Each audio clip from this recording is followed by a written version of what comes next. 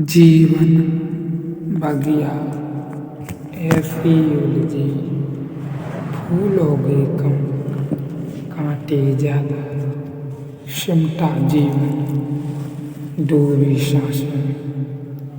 आना है तो अब भी आजा, यदि आपने अभी तक पिछला अध्याय नहीं देखा है तो कृपया करके पिछला अध्याय देखें एवं कड़ तरंग को समझने का प्रयास करें। अरस्तु और वैज्ञानिकों के बीच की तर्क और तथ्य को समझने का प्रयास करें। हमारी भी कठिनाई ठीक आंतरिक अनुभव में वैसी ही थी जैसे पश्चिम में पिछले 50 सालों में क्वांटा के संबंध में हुई। हमको भी समझ में आता था और तर्क हमने भी अरस्तु से बहुत पहले विकसित कर लिया था। अरस्तु के तर्क की विकसित हुए केवल 2500 साल हुए हैं और पूर्वी न्याय कम से कम 7000 साल से अस्तित्व में है। हमें भी यह पता था कि यह तर्क का नियम है, भली भांति पता था, लेकिन क्योंकि किया जा सकता है, क्या किया जा सकता है अगर तथ्य हमारे तर्क को न माने तो हम क्या करें? हमें अतर्क तथ्य को छोड़ देना ही मानना पड़ेगा। यह तर्क अतथ्य है, इसे छोड़ना ही पड़ेगा।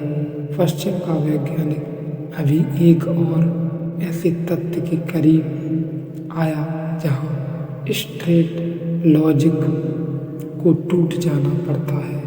मैंने अभी भौतिक शास्त्र की बात की, पश्चिम का मनोवैज्ञानिक भी जंगों के साथ एक नई घटना पर उतर गया। सदा से हम मानते थे पुरुष पुरुष है, स्त्री स्त्री है, लेकिन जंगों ने पाया कि हर पुरुष के भीतर भी स्त्री है और स्त्री के भीतर भी पुरुष है। उसने कहा मात्रा का ही फर्क है। जिसको हम पुरुष कहते हैं वह 60% पुरुष है और 40% स्त्री है, ऐसा समझो। जिसको हम स्त्री कहते हैं वह 60% स्त्री है, 40% पुरुष है, ऐसा समझे। यह अंतर मात्रा का है, यह अंतर सीधा नहीं है। तो प्रत्येक पुरुष के भीतर स्त्री है और प्रत्येक स्त्री के भीतर पुरुष है। तो जंगों ने कहा कि हमें कहना चाहिए कि पुरानी सारी धारणाएं गलत हो गई कि पुरुष पुरुष है और स्त्री स्त्री है, और किसी स्त्री को कहना कि क्या मर्दांगनी, क्या या किसी पुरुष को कहना कि क्या स्त्रीण ना समझियाँ हैं, आदमी बायसेक्सुअल है। तो पुराने यौन का जो विभाजन था वह टूट गया और जंगों ने और मुश्किल में डाल दिया। उसने कहा कि जैसे जैसे मैं इसके गहरे अनुभवों में उतरा तो मैंने पाया कि यह अनुपात भी कोई निश्चित नहीं है। यह दिन में 10 दफ़ा बदल जाता है। हो सकता है सुबह आप ज़्यादा स्त्री हैं और पुरुष होते हुए भी, और सांझ आप ज़्यादा पुरुष हो जाएं, और यह भी हो सकता है कि आज आप पुरुष हैं और कल आप स्त्री जैसा व्यवहार करें।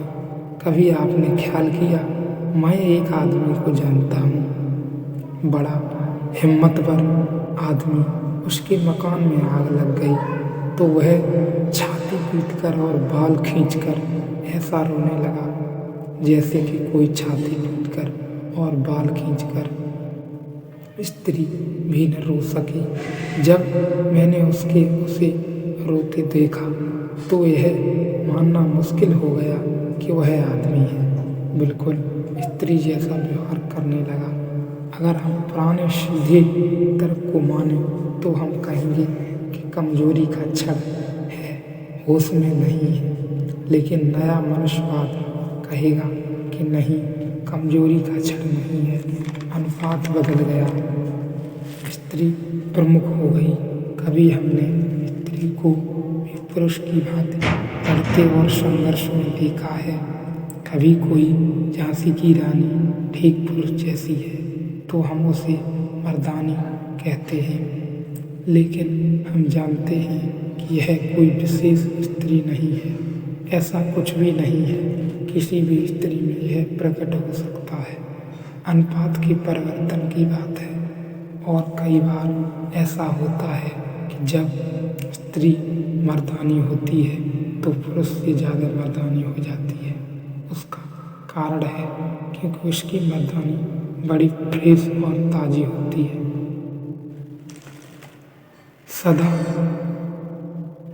छिपी होती है, उसने उपयोग ही नहीं किया होता है। जैसे कोई जमीन बो ही न गई हो सैकड़ों वर्षों तक तो बड़ी उर्वरा हो जाती है। उसमें बीज डालें तो पहले तो फसल भारी होगी, सारे आसपास के खेत जो हजारों साल से अनाज देते रहे हैं फीके पड़ जाएंगे। तो स्त्री अगर कभी मर्दानी होती है तो उसको जो मर्द है उसके भीतर की जो पुरुष है वह बहुत ताज़ा और प्रगाढ़ हो जाता है, क्योंकि अप्रगट रहा और विस्फोट होता है। और कभी जब कोई पुरुष स्त्रीण हो जाता है तो उसकी कोमलता स्त्री भी नहीं छू पाती, वह स्त्री से भी ज़्यादा स्त्रीण हो जाता है। सीधा तर्क टूट गया। मनुष्यवाद के पास भी उसने कहा कि तर्क तो ठीक कहता है कि स्त्री है पुरुष है, पुरुष स्त्री नहीं, लेकिन तथ्य यह कहता है कि दोनों हैं। और हम पुरानी धारणा छोड़ें और जंगू कहता है कि हमारा आकर्षण ही इसीलिए है, नहीं तो आकर्षण भी न हो। इसलिए एक बहुत अनूठी बात खोज में आई और वह यह कि आप एक पुरुष होकर जो स्त्री की खोज में रहते हैं कि कोई स्त्री जिसे हम प्रेम कर सकें मिल जाए। वह स्त्री आपके भीतर की स्त्री से जब मेल खाती है तभी प्रेम घटित होता है, नहीं तो प्रेम घटित नहीं होता।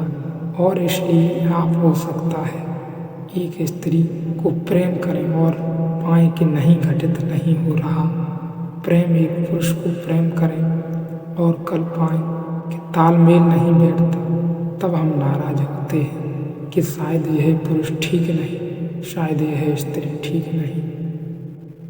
कुल कारण इतना है कि भीतर की स्त्री से तालमेल नहीं बैठ पा रहा था, भीतर के पुरुष से तालमेल नहीं बैठ रहा। हम सबके भीतर एक प्रतिमा है, पुरुष की या स्त्री की, उसी की तलाश करते हैं। और जब उस प्रतिमा में कोई ठीक बैठ जाता है, बिल्कुल बराबर हो जाता है, तो हम कहते हैं मिल गया। देखो कितनी खुशी होती, चाहे वह वस्तु की हो, चाहे वह किसी भी चीज़ की हो। जो प्रतिमा हम निर्मित कर लेते हैं वह जब ठीक बैठ जाती है, ठीक घटित हो जाती है, तो हम बहुत प्रसन्न होते हैं। लेकिन हम समझते हैं कि यह तो बहुत ही अंतर्यामी है, लेकिन नहीं, यह हमारे द्वारा बनाई गई और उसमें घटित हुई स्थिति है। तब हम कहते हैं कि हम प्रेम में पड़ गए, लेकिन वह हम पहले ही ढांचा उसका तैयार कर लेते हैं, फिर उसकी खोज में निकलते हैं और बहुत लंबे समय तक खोज करते रहते हैं।